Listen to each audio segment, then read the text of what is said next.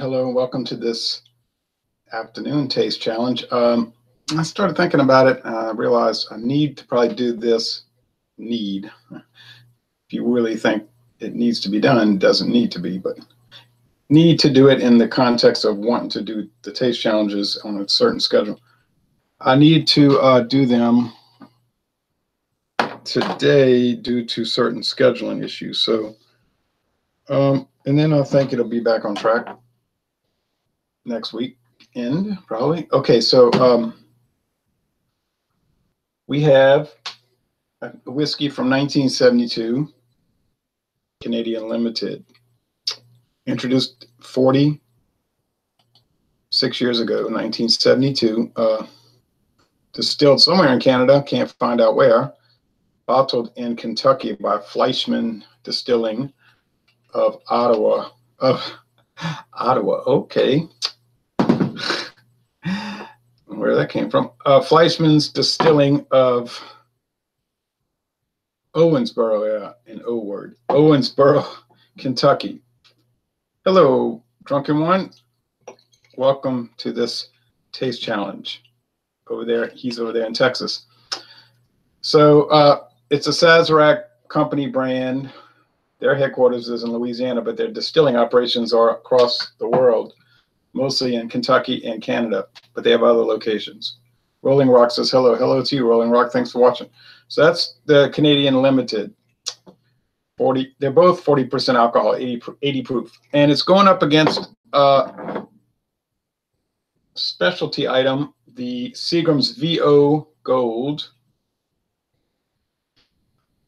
which was introduced in 1998 and only lasted 19 years. It was discontinued in 2017. It's got the fancy foil cap top, over the plastic. It's got the ribbon.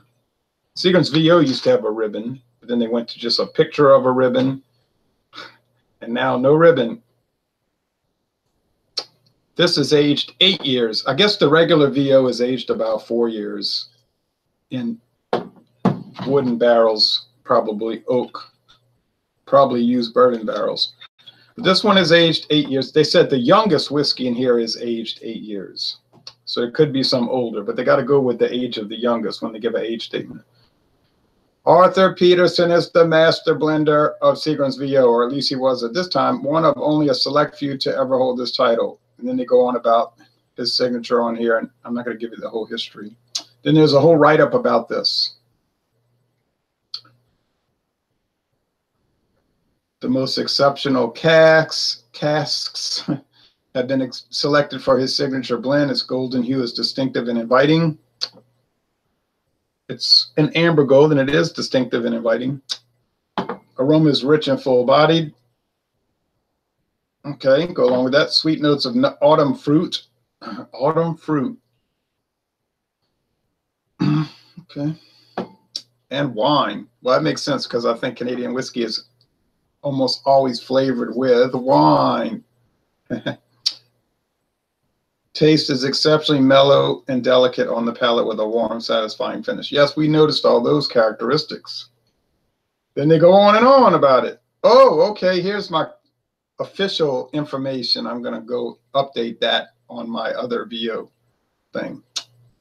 Ever since its creation in 1911, company's words, primary source, not, well, some guy told me it was 1913. Well, no, here's the guys, the company itself. In 1911, Seagram's VO has been renowned as Canada's finest. I never heard anybody say it was Canada's finest, but that's what the company is saying. You know how that goes. All right, blah, blah, blah, going on. And it's very nice write-up with a beautiful label, an old-looking label. You can feel it on there. Okay, so when I contacted the company last year, they said, oh, well, I said, why you don't have that on the website? They said it's discontinued. I said, ooh, I better go buy it. John and Nelly, good afternoon, Ron. I think VO Gold will win, and I think these two are so different that you will be able to differentiate between them on aroma alone. I believe that too. I think so. Well, the VO Gold is older. Yeah, it's older, and I was going to say it's darker because it's older, probably. My words are getting ahead of themselves. This is more gold, and this is more amber. Is the appearance very different? No. Nice alcoholics. No, but it is different. All right. I think that the Canadian Limited is probably at the youngest level. In other words, it's at the minimum 3 years. Canadian whiskey has to be aged 3 years. And I think reading the Government of Canada website, all the components have to be aged separately, like the different whiskeys and then blended together. In America, I think they can blend them, then age them if they want. I'm not an expert on that, but I know that they can use up to 9.09% additives like wine and then other spirits, rum, bourbon, brandy, but those have to be aged a minimum of 2 years. And that's not a difficult thing to pull off. And then they're blended and shipped down to the United States and bottled. Well, the VO is bottled in Canada. The VO and the VO Gold, bottled in Canada. Therefore, it's more expensive. The Limited is bottled in Kentucky. All right. And it's cheap, $7.42. So think about that. $7.42 a bottle at Walmart. And the VO Gold, $23 or $24, $22 to $25 a bottle at Winn-Dixie. Walmart doesn't sell this one, at least not around here. So, ooh, about 3 times as much money. Will it be 3 times as good? I don't know. I really honestly don't know. I'm not saying that just to get you to watch. I just don't know. John Bailey, or Joey Bailey, sorry, Joey. Hey, Ron, how are you doing today? I got some George Dickel number 12 right now. I've seen a lot of that around.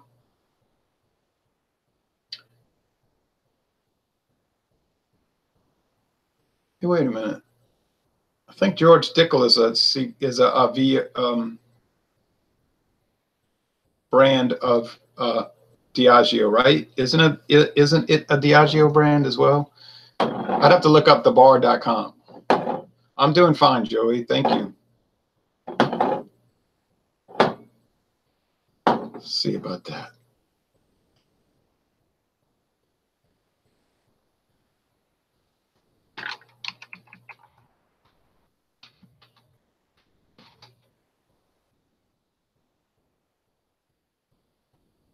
I'm gonna start smelling these.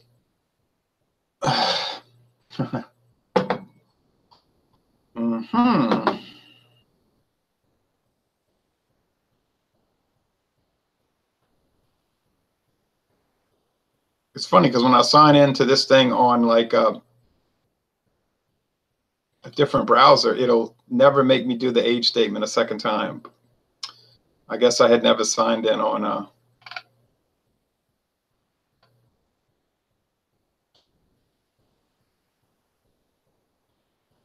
Google Chrome. All right. Whiskey. This smells woody. It smells kind of sweet, kind of fruity. Autumn fruit. Kind of VO goldish. That's got to be Canadian Limited, I'm telling you right now. Let's see. Let's look at the whiskey brands from Diageo, at least the ones they list, because they, you know, Diageo is like a lot of these companies. They'll say, here's this 300 brands we make, aside from the other 500 we don't feel like listing or that we're ashamed of. Bullitt, Crown Royal, Johnny Walker. This has that plum wine and honeycomb Canadian Limited thing going. Johnny Walker, I.W. Harper, Blade and Bow, Orphan Barrel Kentucky Straight Bourbon, Pie Ho. That's those flavored whiskeys, I think. Seagram's 7 Crown, Cabin Fever, which is normally about $25 a bottle, but for whatever bizarre reason in New Orleans, they were selling it for $4.99, which lasted about 3 weeks, and it was gone. And my friend David said, I told you to buy it. Got it like 80% off.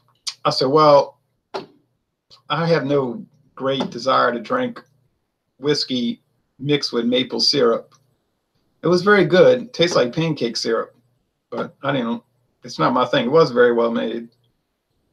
That was one of those brands that Diageo bought from some private guy that started the company. And he's still kind of like their spokesman. Buchanan's Classic Malts. This is famous. It's called the Classic Malt Selections. Famous single malt Scotch whiskeys from all over the world. George Dickel. I knew that. George Dickel. Right. Hague Club, single grain Scotch whiskey, and Jeremiah Weed. It's a blended bourbon and a bunch of other flavored whiskeys. Jeremiah Weed. I've had a few of these, but not too many of them. Yep, George Dickel. Now, they got a whole history of it on here.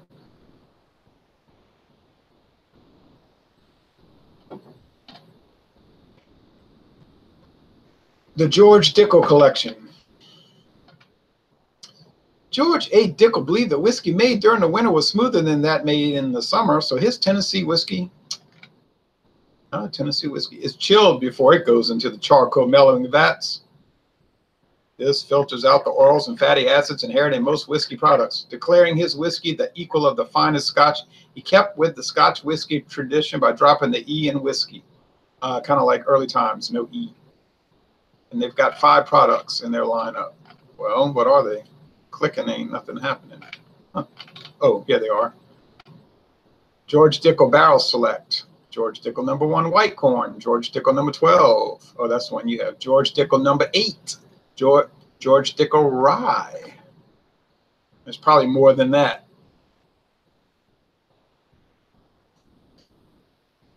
I had to break out that 1.75 milliliter bottle of Canadian Limited, sipping on some right now. Cheers. John and Nilly says George Dickel is a mighty fine product. In my opinion, it's a Diageo brand, right? Cascade Hollow, Tennessee. Fine Tennessee sour mash, says Joey.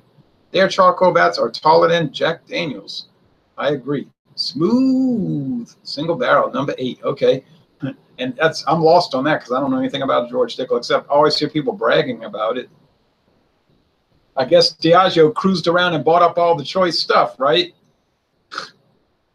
It just kind of like waited for people to slip and they grabbed it. Crown Royal, thank you. George Dickel, thank you. Johnny Walker, thank you. Buchanan's, thank you. See, on and on. Rolling Rock says, I love the George Dickel whiskeys.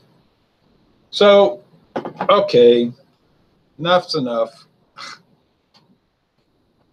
I think this one is got that wood and that developed aroma and that American aroma more than the Canadian. Okay, so it's got that VO. VO has a lot of characters of American blended whiskey, so this one follows along, but it's just a deeper,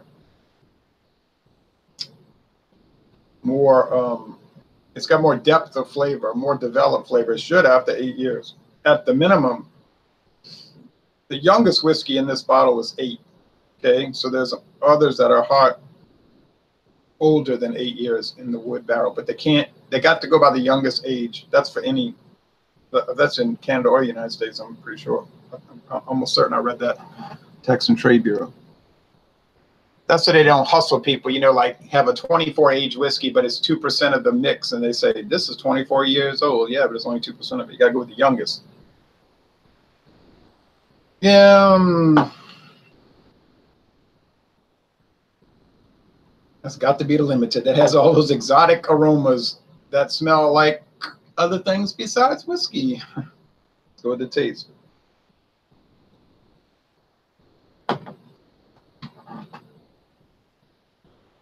Blake Alpha, what are you drinking?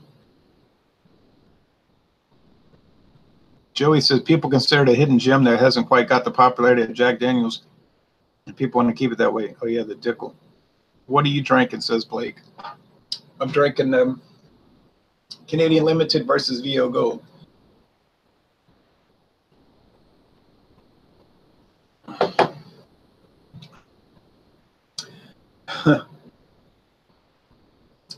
Some people might say, I like booze, but I don't like whiskey. Well, Canadian Limited might work for you because it tastes, well, it does taste like whiskey, but it's exotic. It's got like odd, flavors. Plus, it's got this weird sediment in it. I'm telling you, it's got sediment in it. Hey, Sazerac, what's the deal with the sediment? You know what I mean?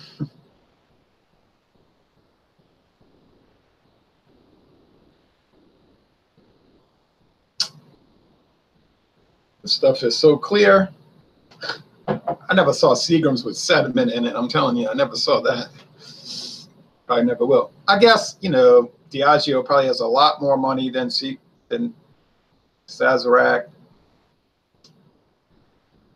I really shouldn't say that. I don't know if they do. They seem to. They seem to be a much bigger company. Maybe they have better production. I don't know. I mean, Sazerac makes a lot of real popular stuff. I mean, Happy Van Winkle. You know what I mean? Like Southern Comfort isn't exactly a niche brand, is it? Not exactly unknown. They make that Fuki, that F-U-K-I or K-Y, what is it? Fuki plum wine, you know that stuff that you see around? They make that, or they import it. I don't know. It's just I get some weird experiences with Sazerac. They're not unpleasant experiences. They're just weird.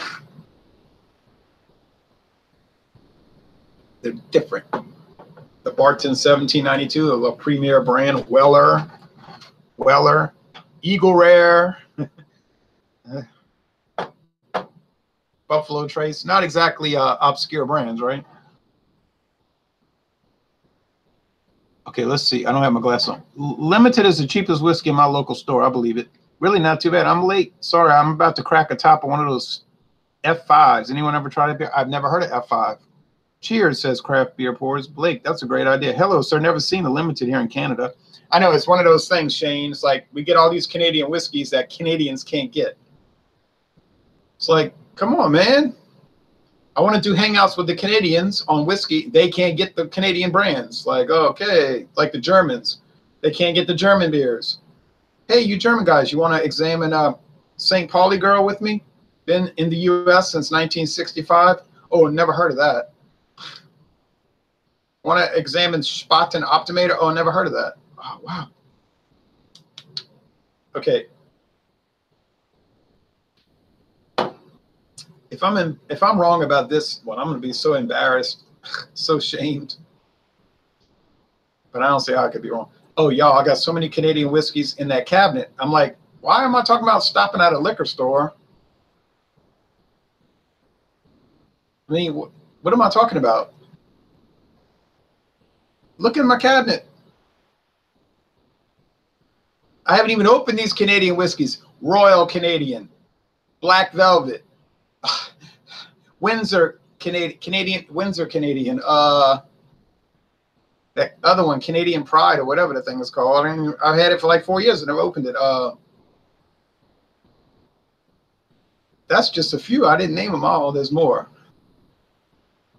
And all the Scotch, J.W. Dant. And what's the other Scotch I haven't opened? Oh yeah, 100 Pipers, Sir Malcolm. I mean, what am I talking about going to a liquor store? That doesn't even make any sense. How's Sunday treating you? Fine. I think it's treating me very well. How are you guys doing in the chat? They're doing okay. Well, I can't speak for them. This aroma is really weird, people.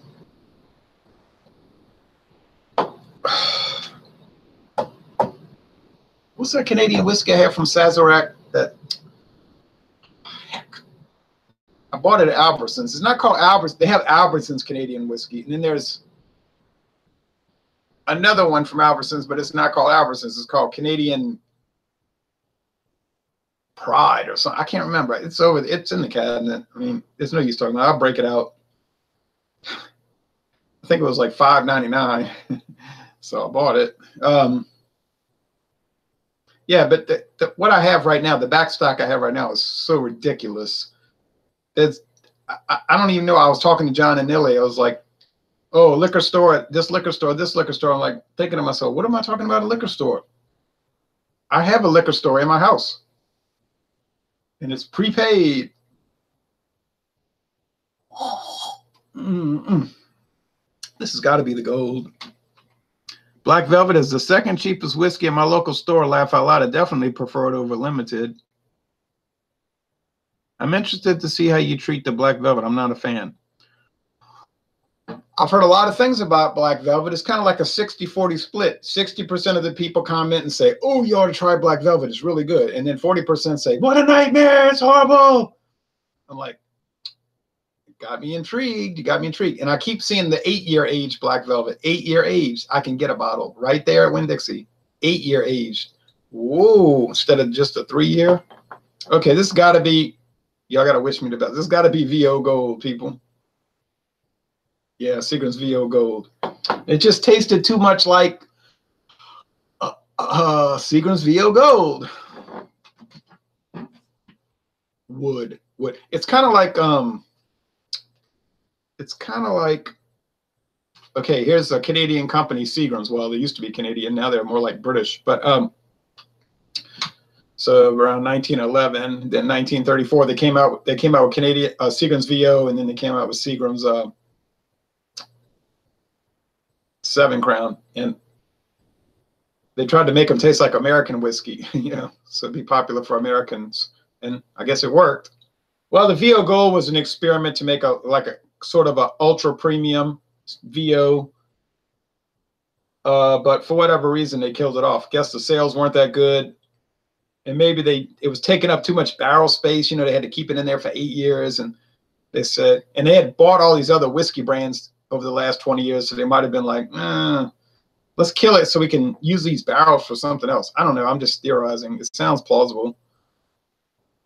Not mine. Limited is kind of more expensive, but not bad. There's some super cheap ones. I knew you would get this one right. Those two are just too different. You definitely need to get your hands on some George Dickelron. You will not be disappointed.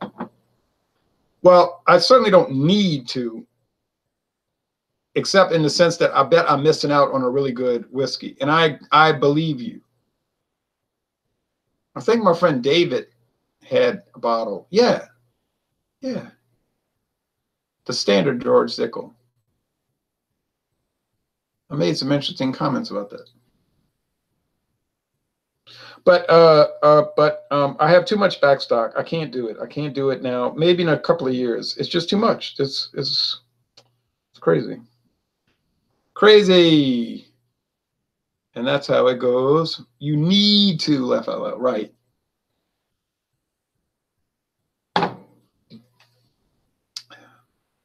Yeah, nothing tastes like Canadian Limited. And Canadian Limited is really weird. Now that the bottle's been opened and it's about 20% down, 80% is left. No, it might be like 75% is left. I've gotten through that much of it.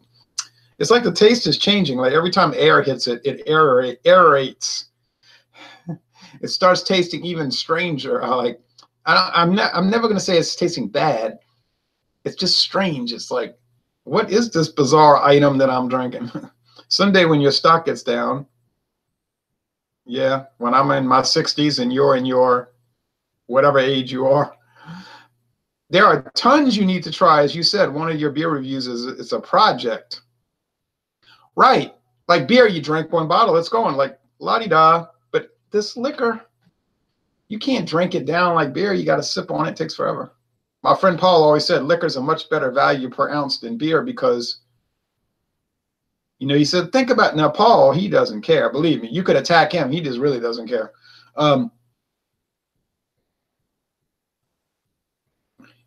He said, you know, he likes beer, but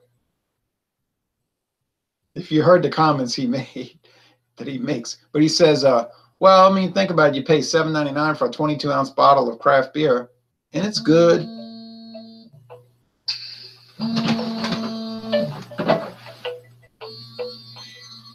Hello?